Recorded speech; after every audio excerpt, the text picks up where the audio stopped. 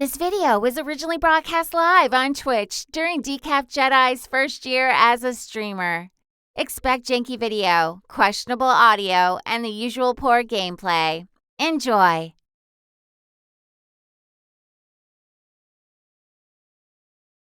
Okay, welcome everyone to my King's Quest II Romancing the Throne stream. I chose this game to stream tonight because I was feeling a little nostalgic. This is the first PC game I ever owned. I received it along with my very first computer, a Tandy 1000 EX, purchased for me for Christmas 1986 by my parents.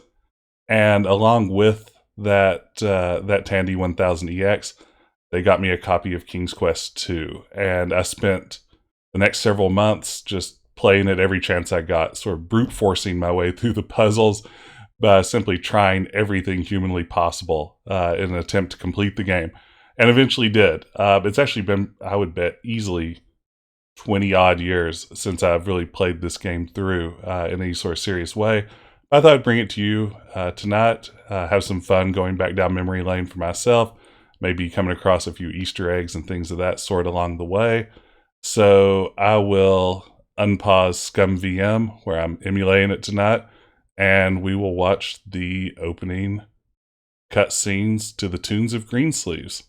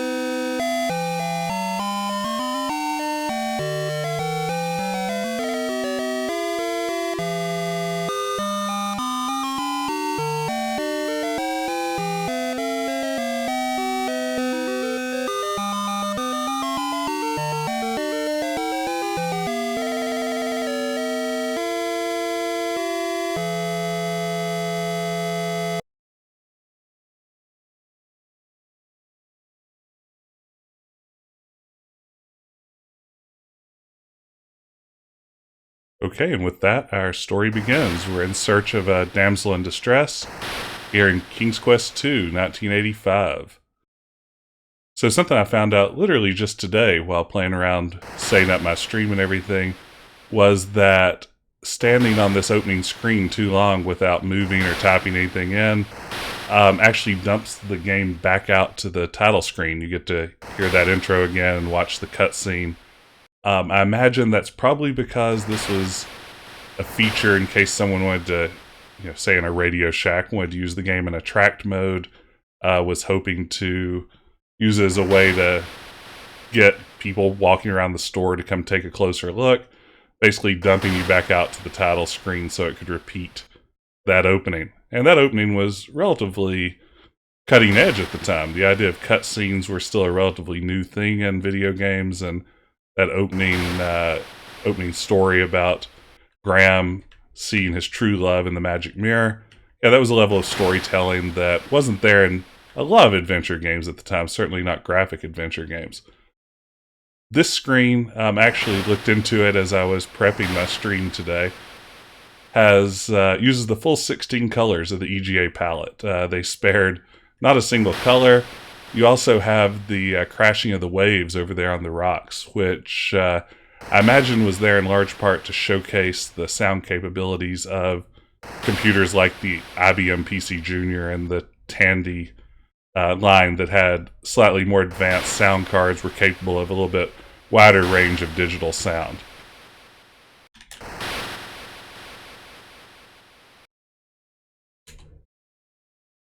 This game, of course, was designed by Roberta Williams.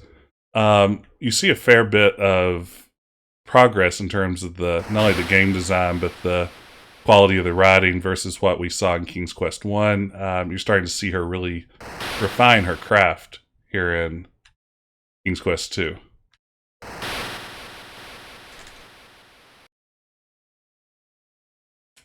All right, we have a trident.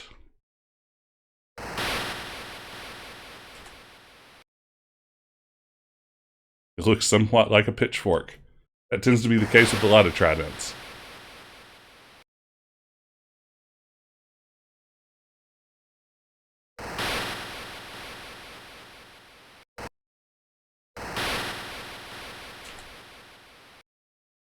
Same look description from the beach a few screens ago.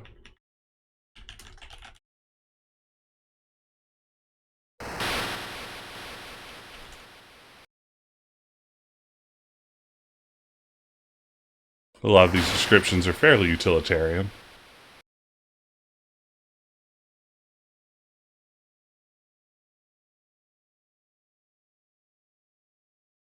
ATM Machine in the chat asks how much Roberta was still playing other people's adventure games.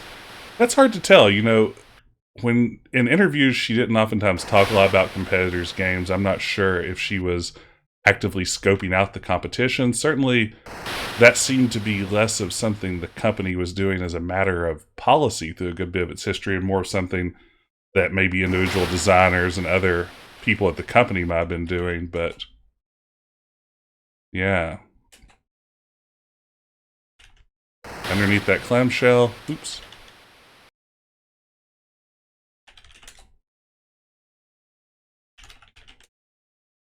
Okay, these sapphire and diamond pieces of jewelry throughout the game, while there are some opportunities to give them to players, to other characters along the way to move things forward, for the most part, they are there to tally up a little bit of extra score.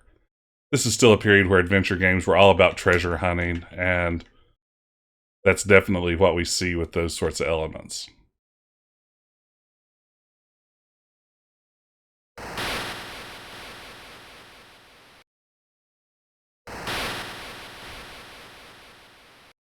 So, our first order of business, I think we're going to want to go visit the magic door.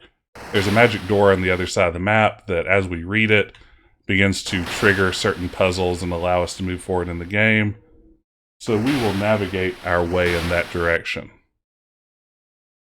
Before we do that, though, maybe this is a good opportunity to look at one of the game's more interesting Easter eggs. And actually, I can say with almost certainty this is the first Easter egg I ever encountered in a game. In fact, after I encountered it, I spent the next several months wondering if I had imagined it being there at all. So let's move north here. Have a spooky cave. Hagatha, the main antagonist from this game, resides in there. Let's just go back and forth a few times. See if we can trigger this Easter egg.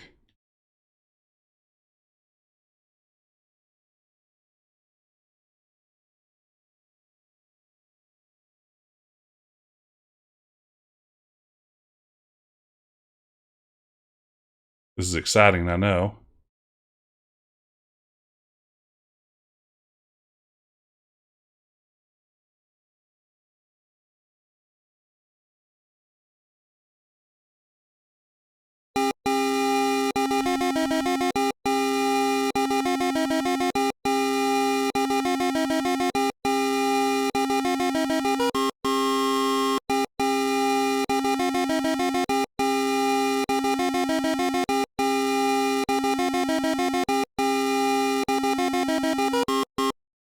So there we had the Batmobile showing up in the game for some strange reason. Ooh, I'm getting shamed by the parser for wanting to pick some flowers. Please note that later in the game, flowers will be an important part of solving a puzzle.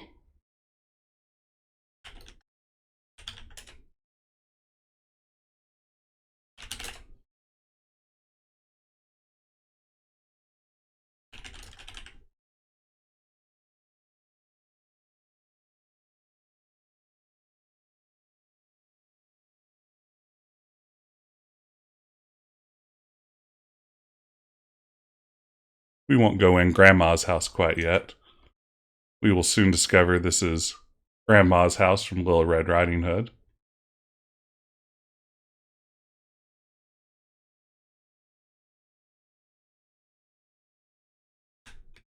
One of the nice things about these Sierra games, the AGI games, is the adjustable walking speed. In this case, we definitely need it. We'll come back to this little house eventually. Hopefully we don't get ambushed by the dwarf that lives there. He steals our treasure. It's a whole thing. And here we are at the bridge over the chasm. This bridge is notorious in that basically you only are allowed to cross it so many times during the course of a single playthrough, at which point it breaks, rendering the game impossible to complete. You can really have to go back a long way before you can correct that mistake. If I recall correctly, there's the door.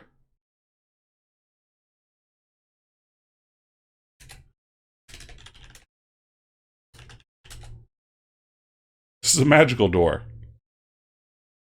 You can open it, it will lead you to your heart's desire. There's an inscription. Whosoever chooses to seek the key for this door will undoubtedly make a splash. ATM Machine asks, how does Graham know it's a magical door or that it leads to his heart's desire? I think that falls under the realm of fairy tale magic.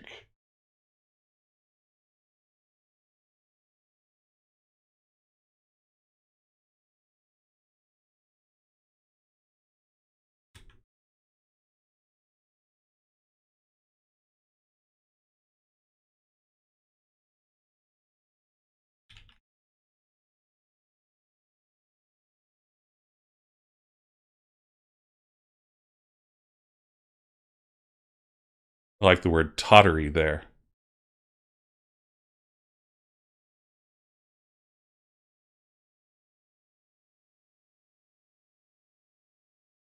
Uh-oh, here's that dwarf I mentioned earlier. Ah, well, I've been robbed already. He took the piece of jewelry. We'll get it later. We're going to have to come back and deal with this dwarf eventually.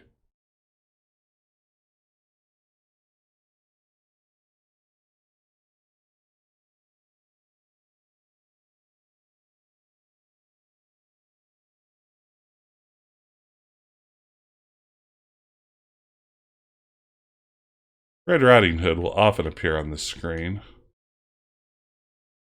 I think this is actually one of the prettier scenes in the game. I really like the use of the lakes and the blue water.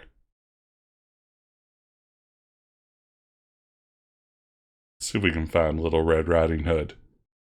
Back to where we started with the crashing waves.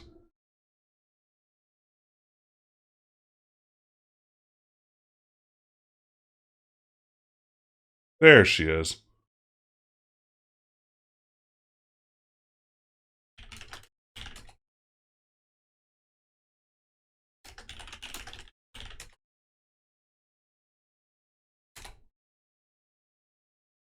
All right. We gave Little Red Riding Hood her basket of goodies.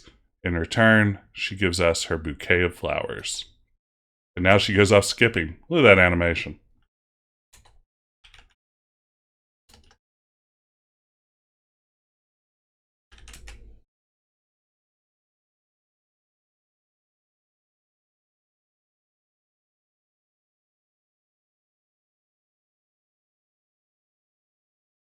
Now, let's see if we can meet a mermaid. I believe we have everything we need at this stage to get our first key to the magic door.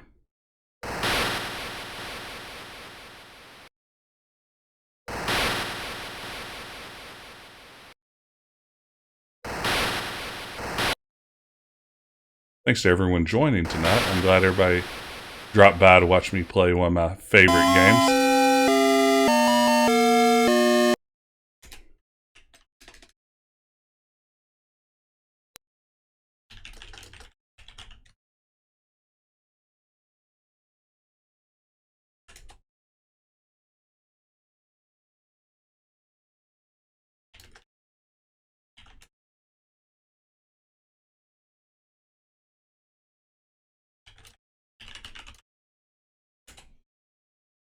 So we give her the wildflowers. I believe we could have also given her one of the pieces of jewelry, but the flowers are what you give her for maximum score here.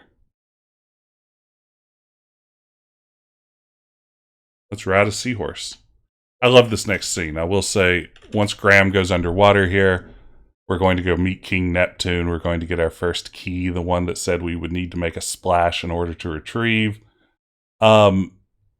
I love this scene so much, actually, that when I created my own game late last night, if anybody's played that or seen my playthrough here on the channel of it, one of the things I really wanted to do is have a scene set in an underwater grotto that directly referenced back to King's Quest II here. And the game begins with your main character, Morgan, being transformed into a mermaid and falling into a lagoon, not unlike the one we're about to see here. But this scene really captured my imagination as a kid. There's a shark.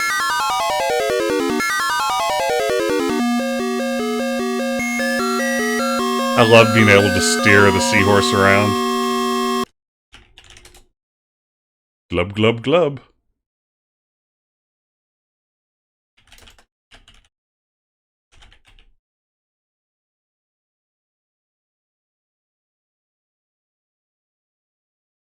He waves the trident in front of the huge clam, which opens and reveals a large golden key.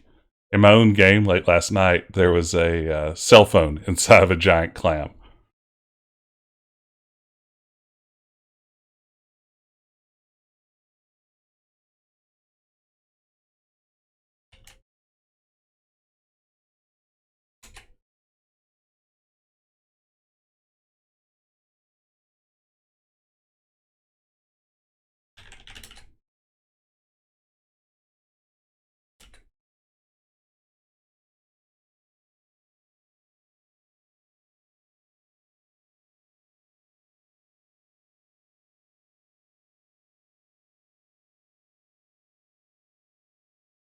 Okay, let's head back to the surface.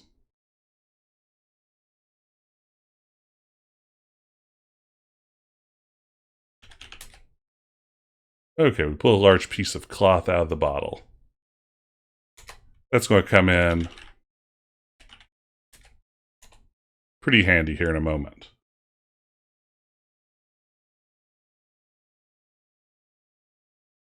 Let's head back to Hagatha's cave. We're going to take our first trip in there.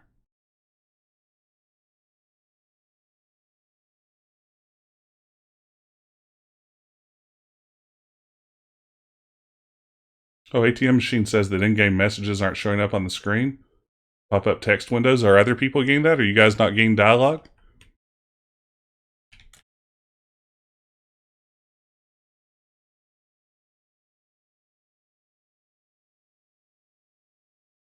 It's like showing up on my end.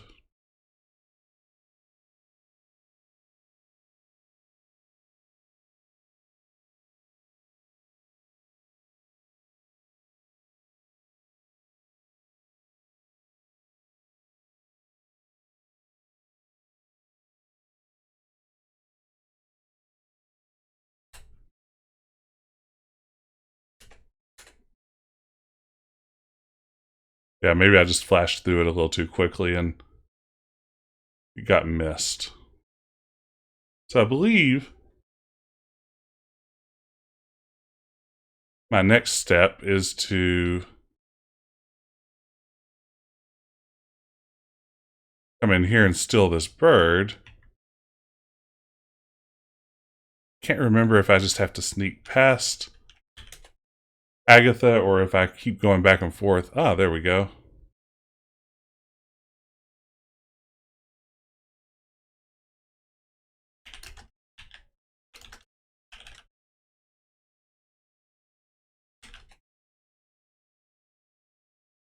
Okay, we place the cloth over the cage to keep the bird silent, and then we take this nightingale. We'll find out before long who this nightingale belongs to.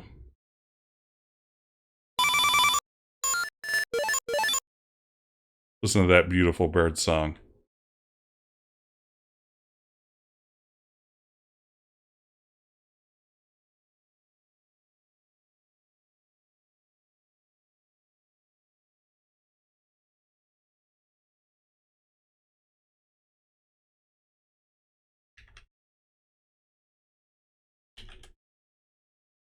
Ah, necklace.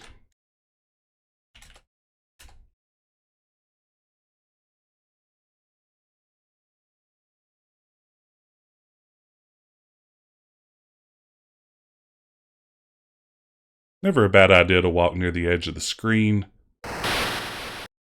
With this game, there are lots of bad guys who can jump out and either kill or inconvenience you. I believe there's an Easter egg on this screen. Let's see.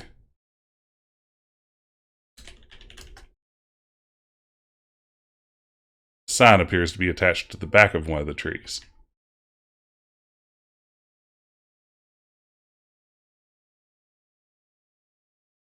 Hear ye, Sierra is pleased to announce Space Quest, the Sarian Encounter. This is a plug for Space Quest 1 and King's Quest 3, two 1986 games. I never knew about this Easter egg, actually, and it's pretty much signposted in the game. I'm not sure how I missed it as a kid. But certainly here, it's a good chance to plug a couple of upcoming titles. We'll see another opportunity here before long where Sierra plugs Space Quest once again. King Graham scratches his head in puzzlement at this confusing message. Doesn't appear to be part of his quest.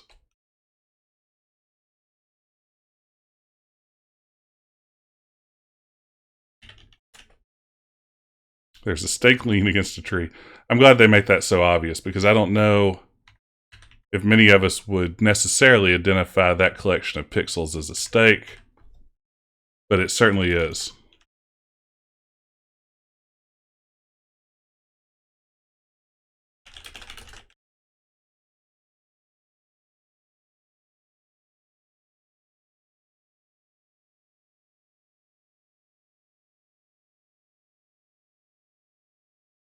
Hey, thanks for dropping by. I appreciate you joining the stream.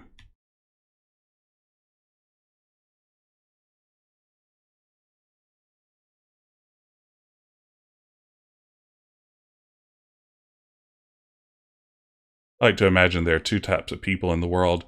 People who play Sierra games and type get item, and those who type take. I prefer get because take implies it belongs to someone else, even though all this stuff does.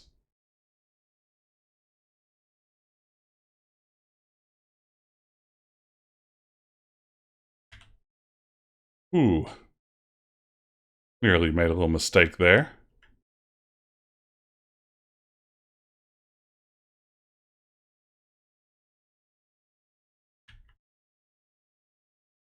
I'm wandering a bit aimlessly right now.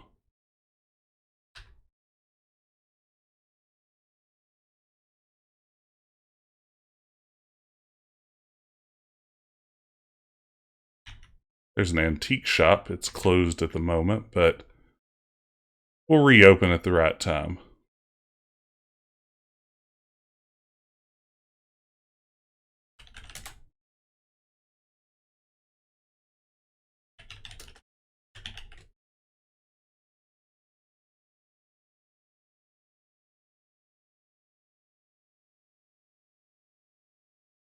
You can't get the borch. No borch for you, King Graham.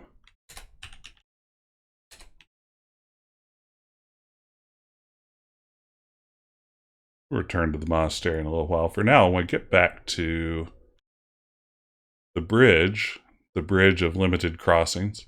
Oh, a beautiful ferry. Good King Graham, I'm here to help you. I give you a protective spell against certain evil elements, but it only lasts a short time.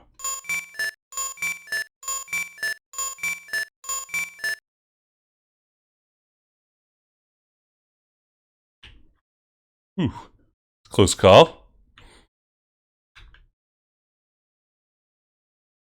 It's funny, when I go back and play these early Sierra games, I realize how quiet and lacking in music they tend to be in my mind. They were completely scored when I was a kid. Clearly, that is just my memory failing me.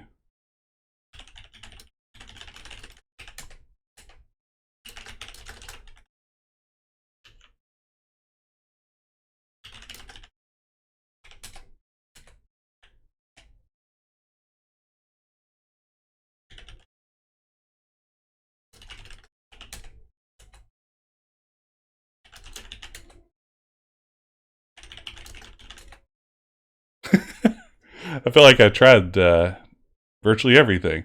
Okay, the door opens and reveals, dun dun dun, a second door. Whosoever seeks the key should set their sights high.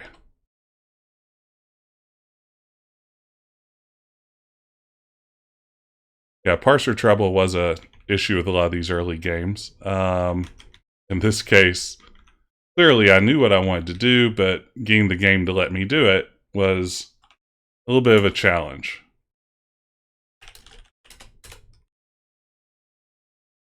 So let's see.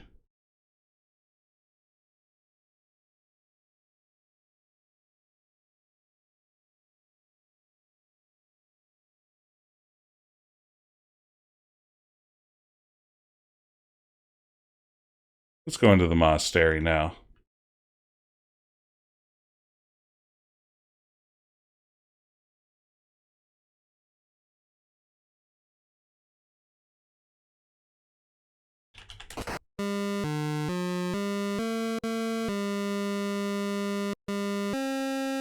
Here in the world of King's Quest, clearly Christianity is a prominent faith.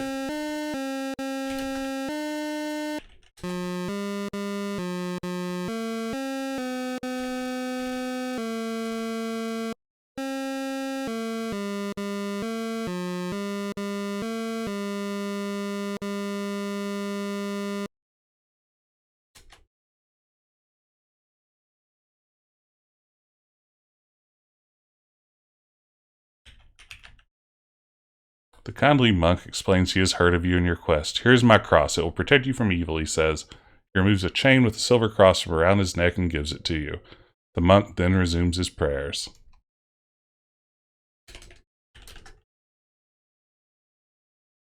Okay, now we're wearing a silver cross.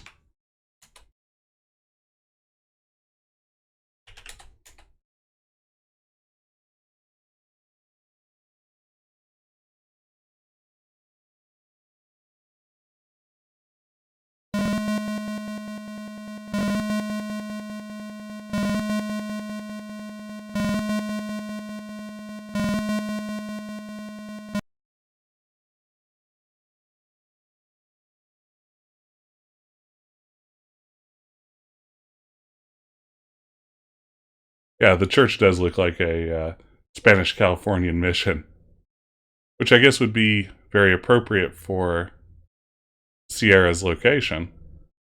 Maybe feels a little bit out of place. This game, though, in general, is such a mishmash of influences and styles and everything else. It's maybe part of its charm. I find it to be.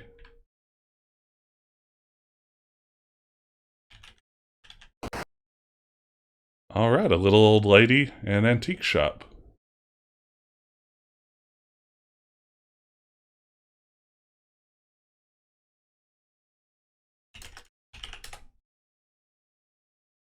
An oil lamp.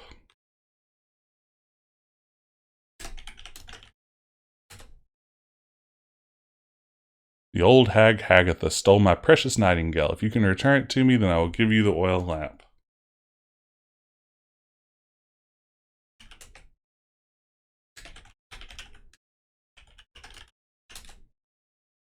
My precious, she exclaims. Okay, she hastens us out of the shop.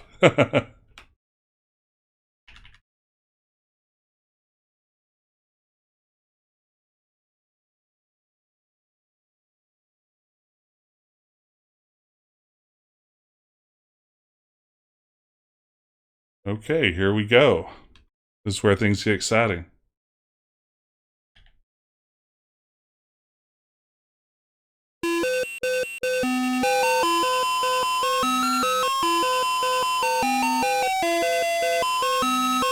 A magic carpet. Let's ride a magic carpet.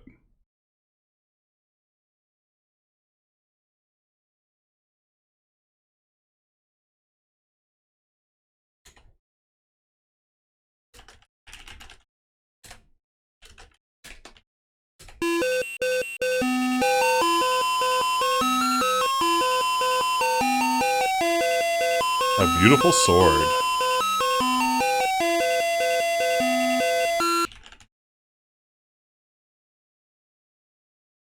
Has a snake carved into the bronze handle. One thing I really like about King's Quest, especially 2 and 3, and I guess 1 to a degree as well, is a sense of geography that the games have. Like, you can look down there and see landmarks that were visible when you were back on the ground earlier. That moat around the castle, the lakes, the general topography of the land makes about as much sense as it could given the limitations of the world where this is set. Look out, there's a poisonous viper blocking your path.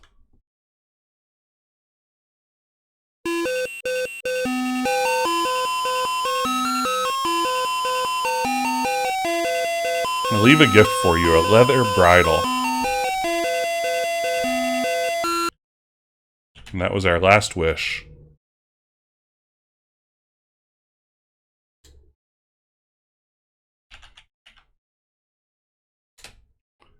This is a troublesome puzzle in a lot of ways. It's really one of the more moon logic-y puzzles that exist in the game, in the sense that you have 2 possible solutions here. You can kill the snake with the sword, and the fact that the sword has a snake carved into it seems to suggest that's its intended purpose. For more points, you can throw the bridle on the snake, which will do that.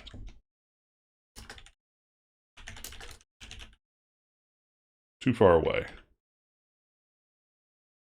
So we toss the leather bridle onto the coiled snake. Instantly, there stands before you not a snake, but a beautiful winged horse wearing the bridle. Oof!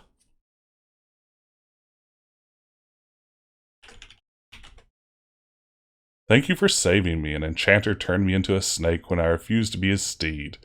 He gives us a magic sugar cube to guard against poisonous brambles. That will come in very handy later.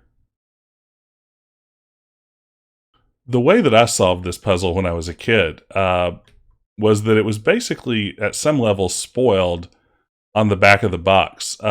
Certain releases of the game, one of the screenshots that they used was a screenshot of this screen with Pegasus standing there. And I was able to kind of piece together, it's like, oh, I just got a bridle from that genie. Maybe somehow there's something to do with that bridle and the snake and a winged horse. And I was able to sort of work it backwards from there.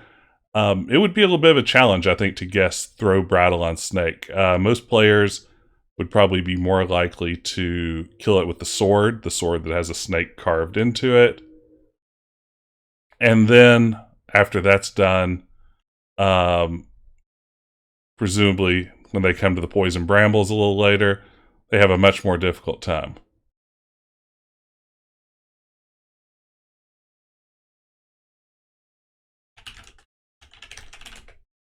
Here's our second, I guess third big Easter egg in the game. Let's look in this hole. Oh no, this is as bad can be. Upon looking into the hole, you believe you see an incredibly blatant plug for another Sierra 3D anime adventure. Hang on.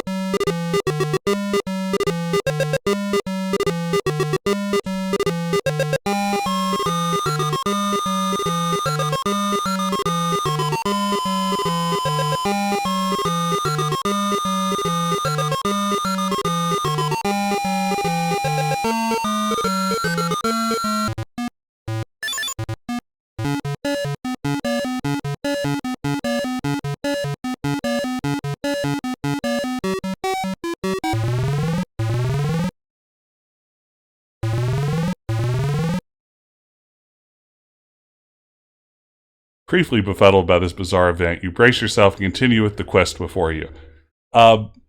Space Quest designers Scott Murphy and Mark Crow both worked on this game. Al Lowe, Leisure Suit Larry designer, also worked on it along with Roberta Williams.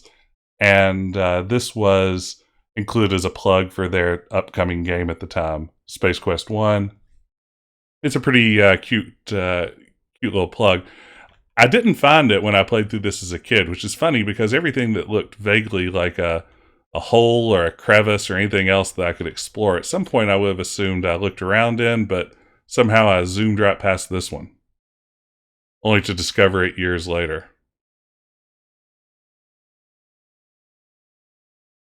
And there's our second key.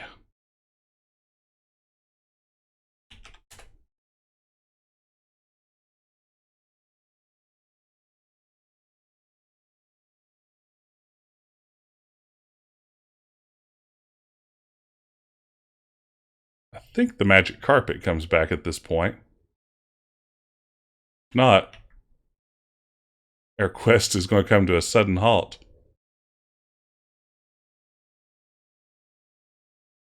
Is there no carpet? Oh, it's in my inventory. Thank you, ATM machine. I thought it would just be waiting for me here. There we go. I love the effect of flying through the cloud.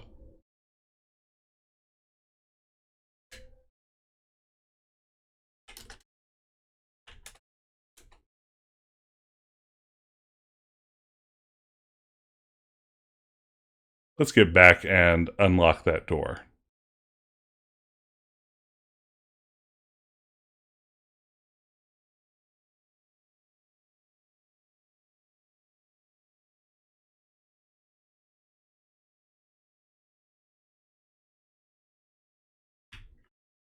Nearly ran into that crack again. Back across the bridge without it collapsing. You score a point every time you go back and forth across the bridge.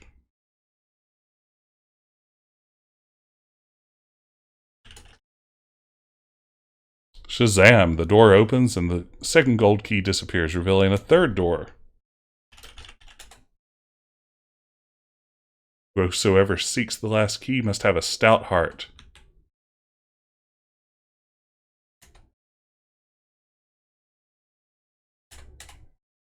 So as I said earlier, the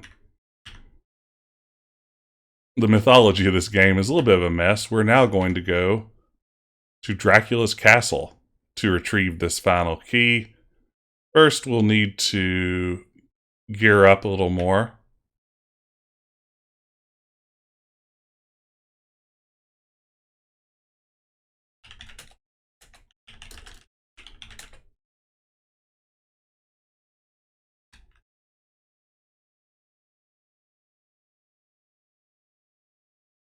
Can't remember if this is... Ah, there's the mallet. We'll need that. It'll pair great with the stake that we found earlier and be super helpful for dealing with Dracula.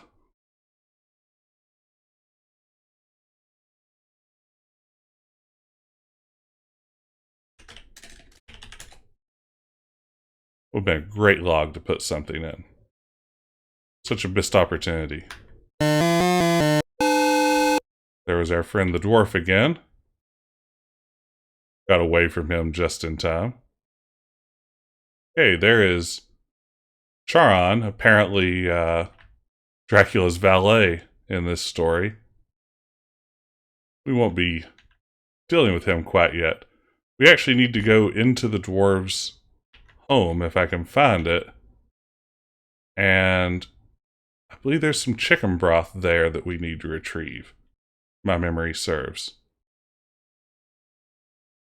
I think it's going to be one screen to the left. Again, a sense of geography. If my hunch is right, this root is part of the big tree that serves as a home for the dwarf.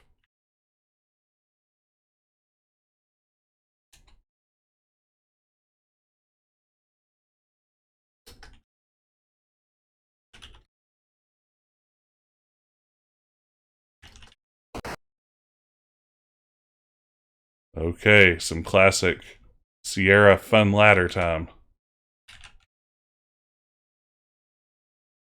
You get on the ladder by yourself. There it is. First death, 40 minutes.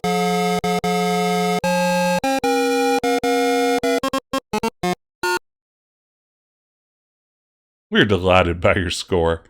I have to say, making it 40 minutes before hitting my first death is not a bad achievement.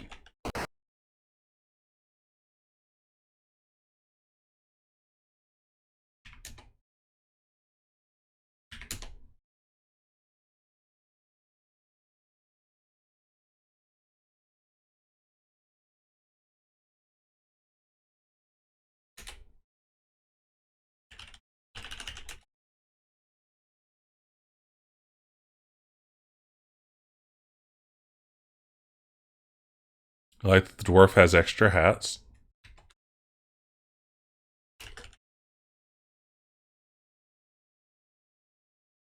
Ah, chicken soup. It's nice that the parser accepts broth. I don't know why I would say broth instead of soup.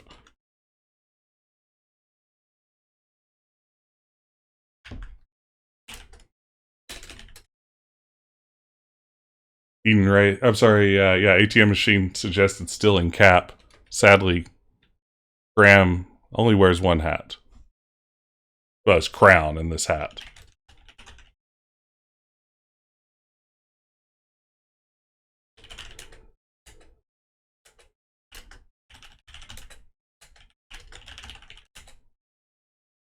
Okay, so we retrieved the bracelet that was stolen earlier.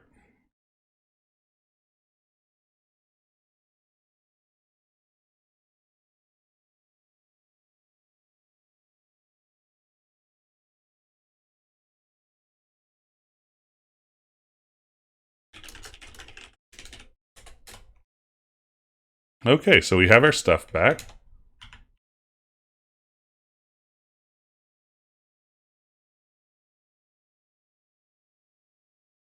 Let's see if we can escape.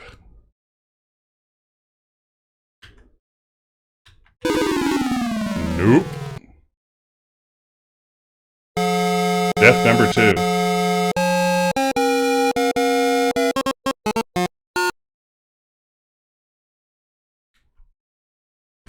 Eden Wraith asks what kind of clicky keyboard I'm using. It's a Logitech wireless G61 3.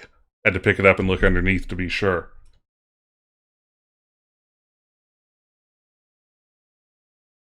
I actually like it quite a bit. It's my first mechanical keyboard. It was relatively cheap. I'm a fan of wireless, even though I know hardcore gamers worry about latency and things like that. I don't play at a level at which a few milliseconds is going to make a whole lot of difference.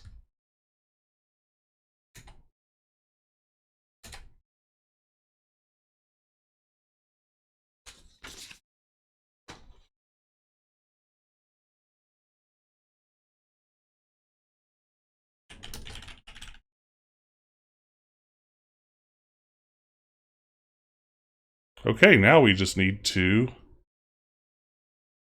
go into the woods to grandmother's house.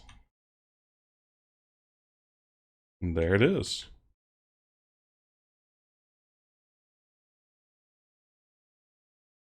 This is another little curious bit of the game. Grandma and the big bad wolf exist in sort of a state of quantum flux. It's like a Schrodinger's wolf situation. We may open the door and a wolf may jump out of the bed with scary jump scare music and run toward us, or grandma may be in there instead. So we'll see what we get on this first try.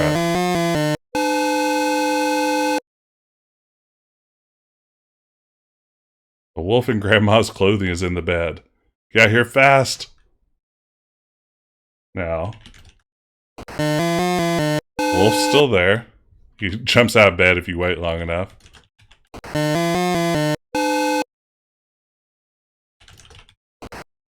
Now it's grandma. What happened? No one knows.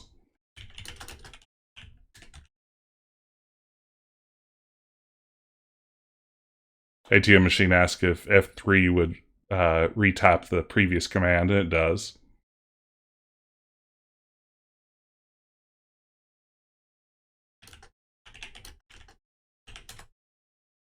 I feel much better. In return for your kindness, I have something for you. Look under the bed.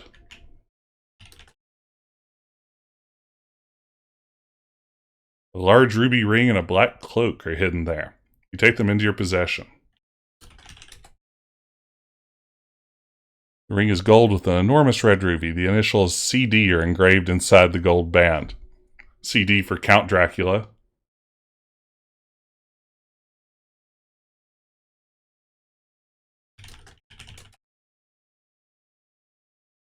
Red satin cloak with a high neck. So let's wear cloak. The flourish, you swing it around your neck and fasten it. Wear ring. You're now wearing the beautiful ring. So that will be the disguise we need to trick the boatman into taking us across the putrid, poisonous swamp moat that surrounds Dracula's castle. And it's in Dracula's castle that we'll find is his red satin lining. Graham, watch out, a poisonous lake. I really like that joke.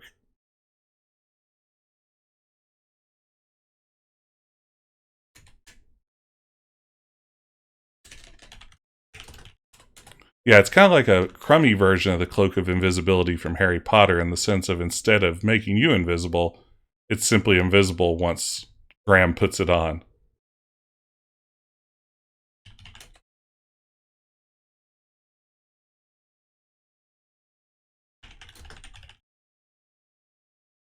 Looks at the ruby ring on my finger. Motions for you to enter.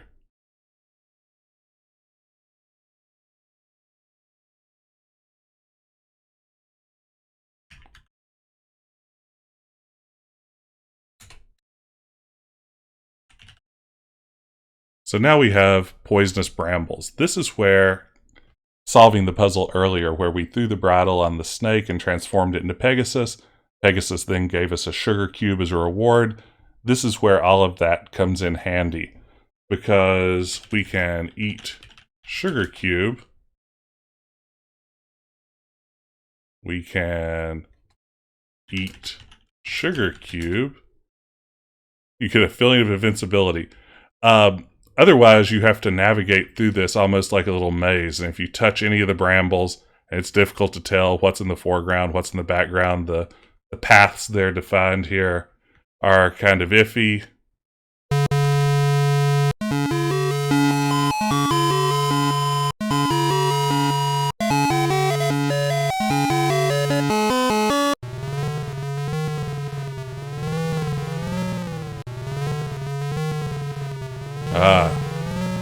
Again, they think we are Dracula.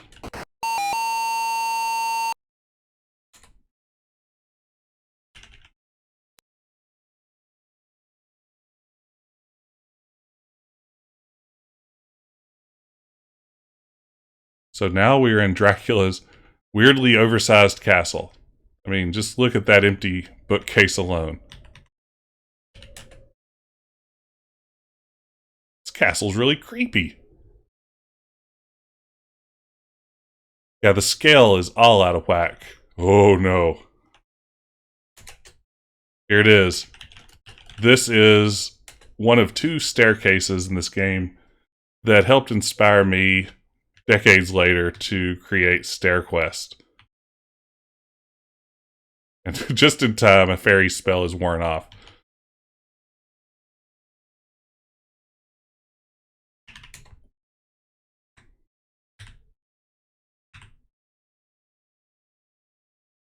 The design here is really beautiful. I don't know if I love the notion of going upstairs as a puzzle element, but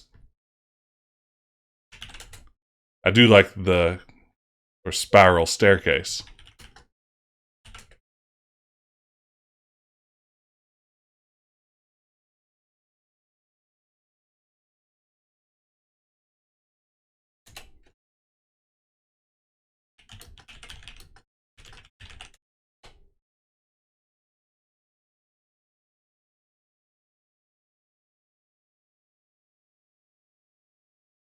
I'm going down this in fast this time. Wish me luck. This staircase isn't that hard. The series would get much crueler with its staircases in the future. I did forget, though, to light my candle.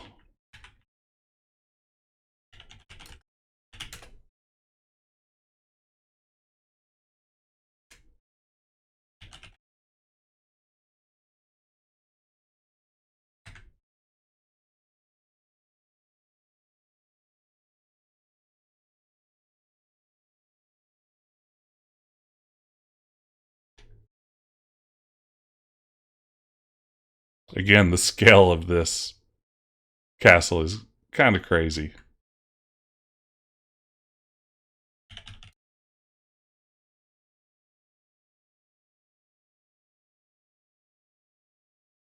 delicious looking smoked ham on this dusty old table. Does Dracula have a ham laying out?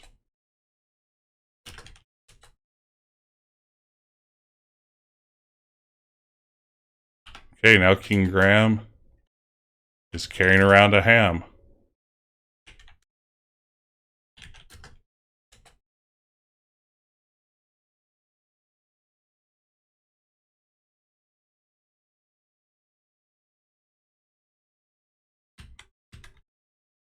Okay, these are some better stairs.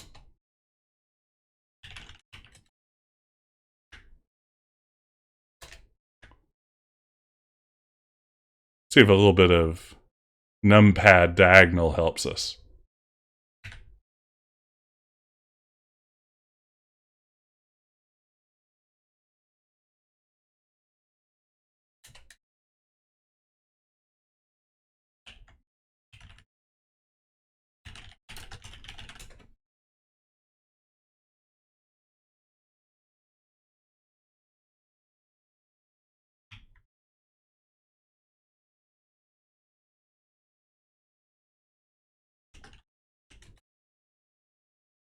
With trepidation, you lift the heavy lid of the beautifully carved coffin.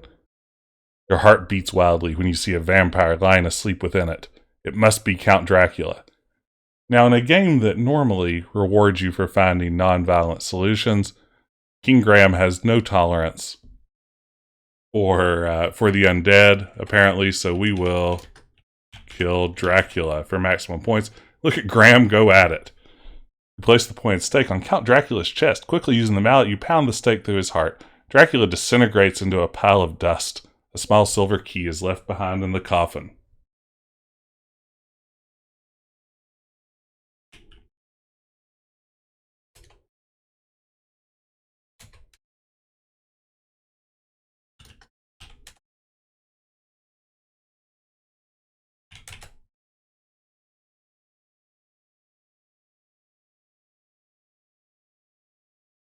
See how we do getting back up these stairs. I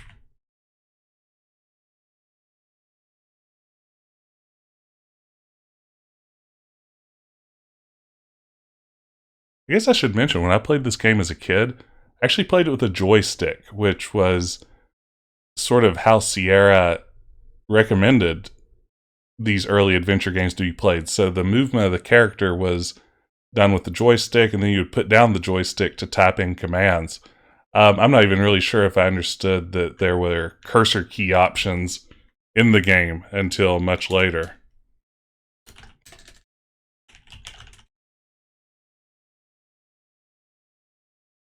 Okay, these stairs are a little trickier if I recall.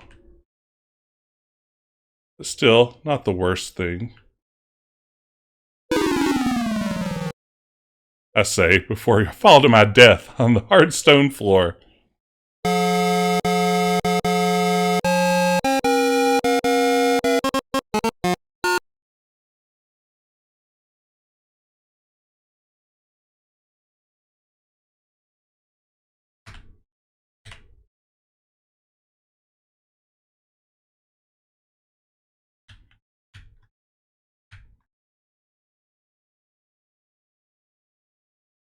These stairs are more, classic stair quest kind of stairs. I appreciate the effort.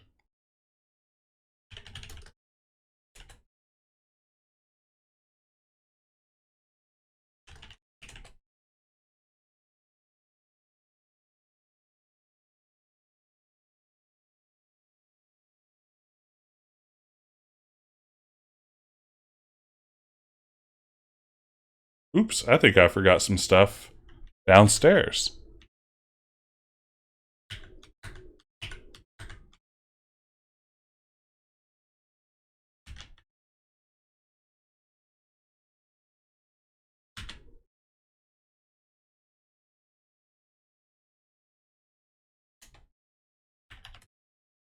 Being less creative with my save titles as time goes on.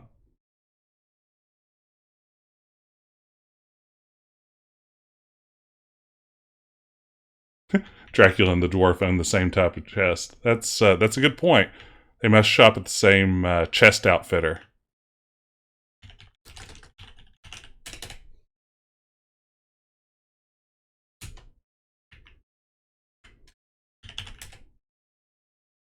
Ah, there's the gold key.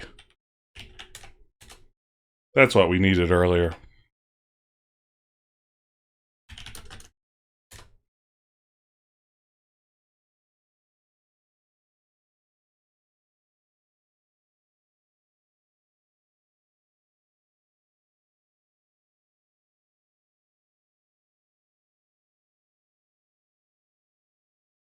And with that, we are nearly ready to go rescue Valanice, Graham's future wife. Again, the scale here, not sure who is sitting in these gigantic chairs.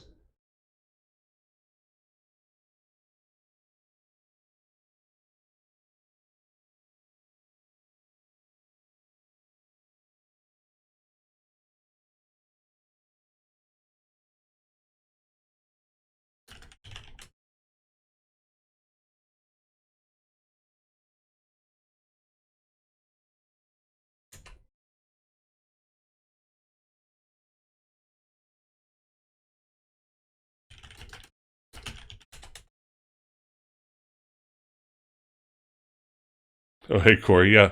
Bottle of Dracar Noir. That's a pretty classy vampire. So now we're headed back across the bridge. This will be our last trip across the bridge, I think. Unless I've forgotten some very important part of the game. In which case, I'm sure it will allow me to continue forward and require me to restore back like a good hour of gameplay to correct.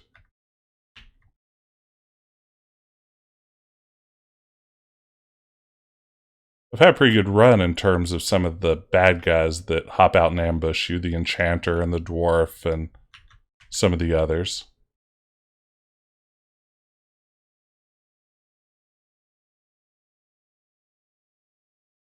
Yeah, I really enjoy the scenery in this game too. Edenway, I think that they really make the most of this limited palette. I love the forest scenes. The forest scenes in King's Quest III are even more gorgeous. I think they're some of the best graphics work that Sierra ever did.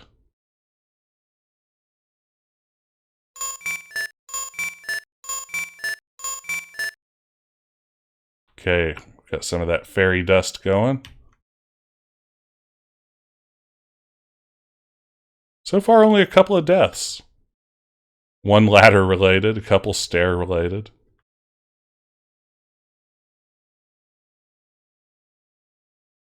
Okay. So now we're ready to enter the end game.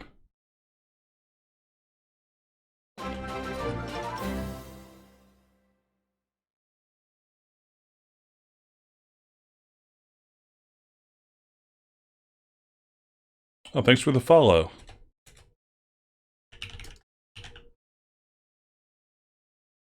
Presto. Revealing a world unlike any you've ever seen before. Okay, this is pretty great. We've now been transported away to the mystical land where our damsel in distress is being held. The flipping of the color palette, the almost negative version of the world we've seen before, again, I think is such creativity. With only 16 colors to work with, if you want this land to feel different than the land we just came from, what better way than to just flip the palette in all kinds of wild ways with purple purple water and everything else.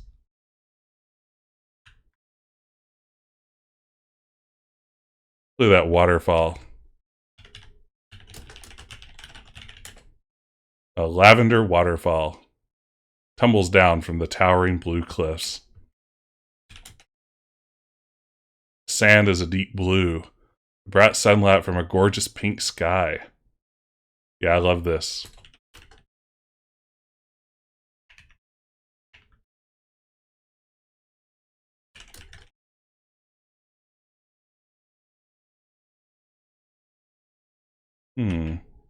Where do we actually do the fishing at? Maybe back down a screen? I know there's fishing to be done.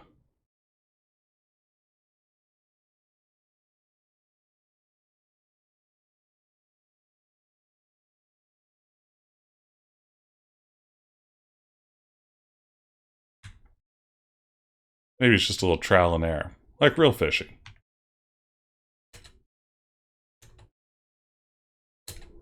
Ah, you cast the fishing net into the wild sea. Upon retrieving it, you see that you've caught a large golden fish. It falls from the net and flops helplessly on the beach. Not a great puzzle there. The failing to catch the fish on the first couple of tries maybe makes the player think that the fish isn't catchable. But in this case, yeah, it eventually works here. And we get a fish.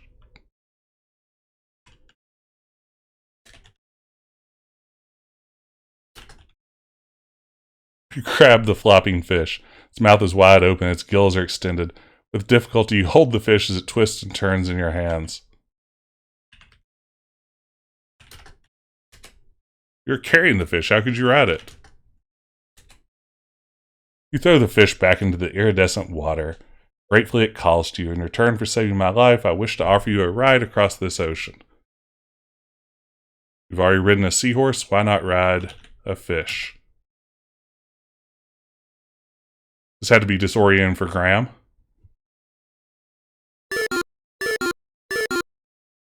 Tumbles, a little bit of dizziness. I agree, absolutely, Trusty. I wish there was a little bit more to do in this area as well. I wish there had been sort of a entire additional act. But again, for a game from this era, I don't know if they were thinking about pacing in that sort of way, but at least we get these sorts of wild, gorgeous visuals if we don't have a lot in the way of actual puzzle.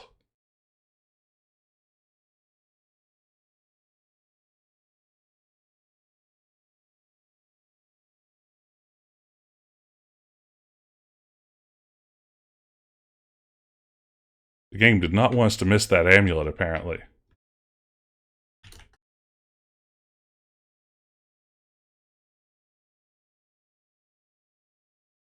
It's made of bronze. A tiger's eye stone is embedded into the front. You turn the amulet over and see the word home engraved on the back.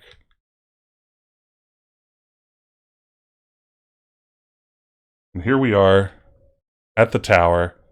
Let's go rescue our girl in the tower. It is the eye of the tiger. Oh, now we've got some stairs.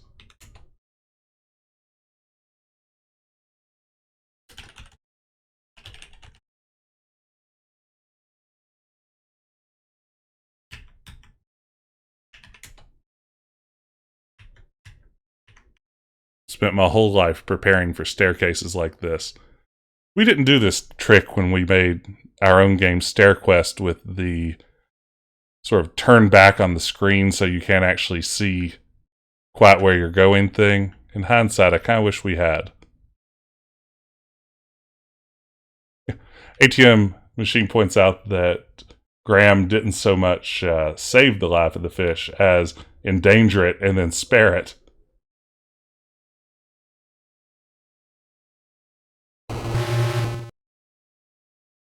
A huge lion with dripping fangs at the top of the stairs. He has a hungry look in his eyes. Got that hungry eyes.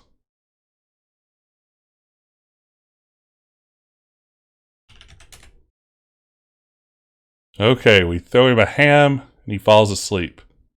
I've been there. I've done that.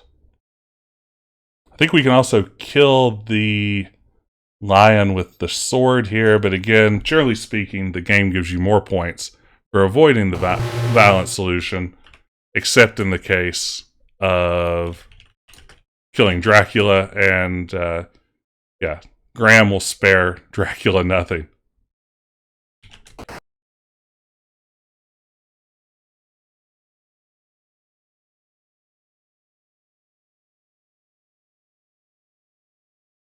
You have found her, the girl from the magic mirror. She's even more beautiful than you had imagined.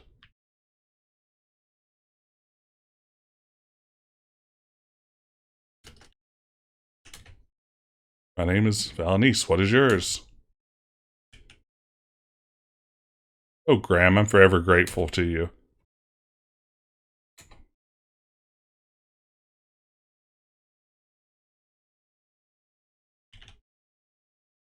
think I kiss her? Come closer, kind sir. Just, sort of... Oh, I didn't have to do it. I just walked close.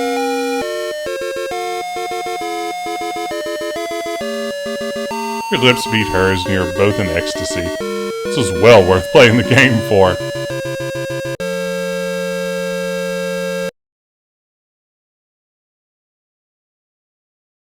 And then... It's no time for small talk. You rescued her, you kissed her, you need to get out of here. Alright, let's try. I think this is where we use our amulet and teleport home, and we'll be on our way to seeing, quite possibly, the greatest wedding scene in all of video game history. Graham and Valanice's wedding, and all the sort of wild guests that show up for that. You murmur the word home. Tingling sensation envelops your body. You black out for a second. When you come to, you see you're somewhere else.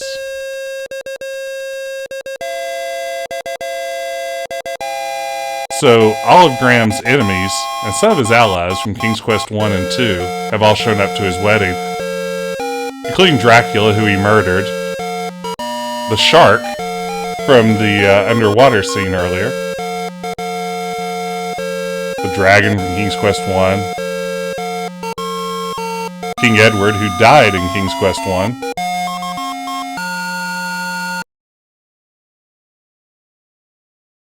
the fairy's big now. She's now a giant fairy.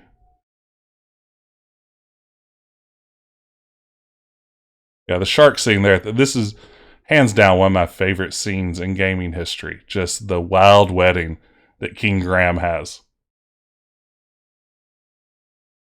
Moral recording says they must be in hell. Yeah, maybe this is some nightmare scenario where Graham has actually died on his quest, and this is just the last firing of the neurons in his brain, piecing together this happy ending for himself and filling the room with the dwarf who stole his stuff and the enchanter who tried to enchant him. The wolf and Grandma are sitting side by side. It's worth noting, it's kind of curious that Dracula left a bunch of his stuff under Grandma's bed. That's a subplot that doesn't really get explored as much as it could. The dragon, the shark. This is, again, just King Graham probably just got eaten by a lion, and he's trying to make sense of it all. But that is the game, and it looks like a score of 185 out of 185. So not only did we complete it, not only did we complete it in just a little over an hour, without too many deaths, only a couple of stair and ladder related deaths, but we did it with a full score, so not bad at all. Will we get a credit roll? I can't remember.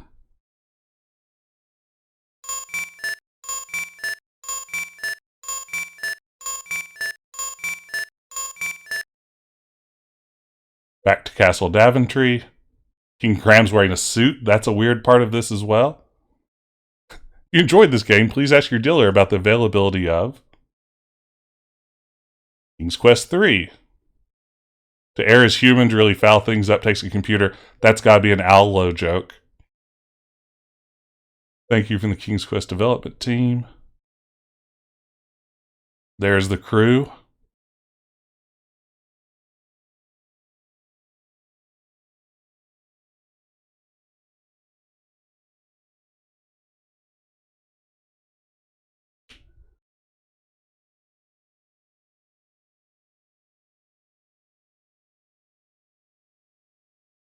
And I guess at this point it just loops through the very small list of credits. So that was King's Quest 2. Thank you for everyone who joined the stream. This was fun. I enjoyed playing it a lot. It was great revisiting.